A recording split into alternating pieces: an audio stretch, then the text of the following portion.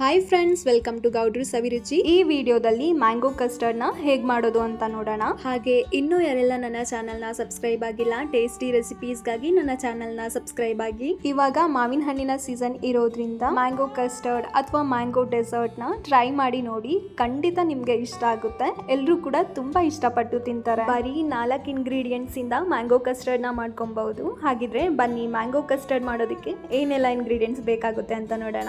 ನಾನಿಲ್ಲಿ vanilla ಫ್ಲೇವರ್ದು 4 table spoon custard ಪೌಡರ್ನ ತಗೊಂಡಿದ್ದೀನಿ. 1 ಲೀಟರ್ ಫುಲ್ ಫ್ಯಾಟ್ ಹಾಲುನ ತಗೊಂಡಿದ್ದೀನಿ. 5 ಟೇಬಲ್ ಸ್ಪೂನ್ ಸಕ್ಕರೆನ ತಗೊಂಡಿದ್ದೀನಿ. 2 ಮಾವಿನ ಹಣ್ಣಿನ ಈ ರೀತಿ ಕ್ಯೂಬ್ ಶೇಪಲ್ಲಿ ಕಟ್ ಮಾಡಿ ಇಟ್ಕೊಂಡಿದ್ದೀನಿ.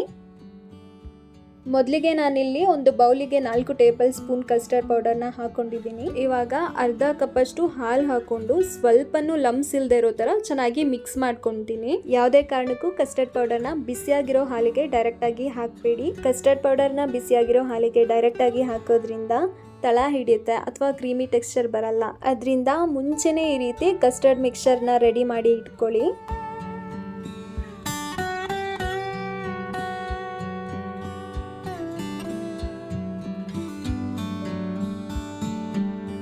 ನೋಡಿ, ಈ ರೀತಿ ಮಿಕ್ಸ್ ಮಾಡ್ಕೊಬೇಕು. ಕಸ್ಟರ್ಡ್ ಮಿಕ್ಸ್ಚರ್ ಕೂಡ ರೆಡಿ ಆಗಿದೆ. ಇವಾಗ ಒಂದು ಪಾತ್ರೆಗೆ 1 ಲೀಟರ್ ಫುಲ್ ಫ್ಯಾಟ್ ಹಾಲುನ ಹಾಕೊಂತಿದ್ದೀನಿ. ಮಾವಿನ ಹಣ್ಣಿಂದ ತುಂಬಾ ರೆಸಿಪೀಸ್ ಮಾಡ್ತಾರೆ, ಅದರಲ್ಲಿ ಇದು ಒಂದು ಮ್ಯಾಂಗೋ ಕಸ್ಟರ್ಡ್. ಮ್ಯಾಂಗೋ ಕಸ್ಟರ್ಡ್ ಮಾಡೋದಕ್ಕೆ ಯಾವಾಗ್ಲೂ ಸ್ವೀಟ್ ಆಗಿರೋ ಮಾವಿನ ಹಣ್ಣನ್ನ ತಗೊಳ್ಳಿ. ಹುಳಿ ಇರೋ ಮಾವಿನ ಹಣ್ಣಿನ ತಗೊಳ್ಳೋದಕ್ಕೆ ಹೋಗಬೇಡಿ.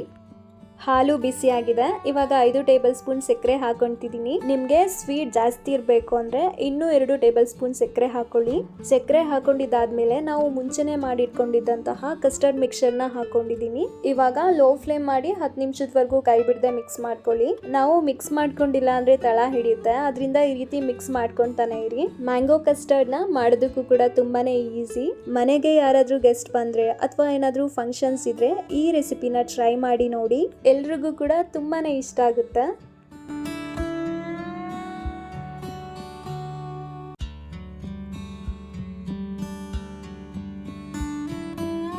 ನೋಡಿ, ಈ ರೀತಿ ಕ್ರೀಮಿ ಟೆಕ್ಸ್ಚರ್ ಬರಬೇಕು. ಇದು ಕಂಪ್ಲೀಟ್ ಆಗಿ ಬೆಂದಿದೆ. ಇವಾಗ ಸ್ಟವ್ ಆಫ್ ಮಾಡಿ 1 ಗಂಟೆಗಳ ಕಾಲ ಫ್ರಿಡ್ಜ್ ಅಲ್ಲಿ ಇಡ್ತೀನಿ.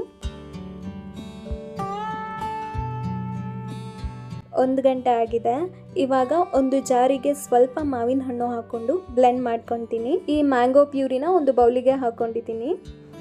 ಇವಾಗ ಒಂದು ಬೌಲಿಗೆ ಫ್ರಿಡ್ಜ್ ಅಲ್ಲಿ ಇಟ್ಕೊಂಡಿರೋ ಕಸ್ಟರ್ಡ್ ಮಿಕ್ಸ್ಚರ್ನ ಹಾಕೊಂತಿದ್ದೀನಿ. ಮ್ಯಾಂಗೋ ಕಸ್ಟರ್ಡ್ ಮಾಡೋದಕ್ಕೆ ಜಾಸ್ತಿ ಇಂಗ್ರೀಡಿಯೆಂಟ್ಸ್ ಏನೂ ಬೇಕಾಗಿಲ್ಲ, ಹಾಗಾಗಿ ತುಂಬಾ ಸಿಂಪಲ್ ಆಗಿ ಕ್ವಿಕ್ ಆಗಿ ಮಾಡ್ಕೊಬಹುದು. ಒಂದು ಬೌಲ್ ಕಸ್ಟರ್ಡ್ ಮಿಕ್ಸ್ಚರ್ಗೆ 1 ಟೇಬಲ್ ಸ್ಪೂನ್ ಬ್ಲೆಂಡ್ ಮಾಡಿ ಇಟ್ಕೊಂಡಿರೋ ಮ್ಯಾಂಗೋ ಪ್ಯೂರಿನ ಹಾಕೊಂಡಿದ್ದೀನಿ. ಕಸ್ಟರ್ಡ್ ಮಿಕ್ಸ್ಚರ್ಗೆ ಮ್ಯಾಂಗೋ ಪ್ಯೂರಿನ ಹಾಕೋದ್ರಿಂದ ಮ್ಯಾಂಗೋ ಫ್ಲೇವರ್ ಕೊಡುತ್ತೆ, ಹಾಗೆ ತಿನ್ನೋದಕ್ಕೂ ಕೂಡ ತುಂಬಾನೇ ಟೇಸ್ಟಿಯಾಗೂ ಕೂಡ ಇರುತ್ತೆ.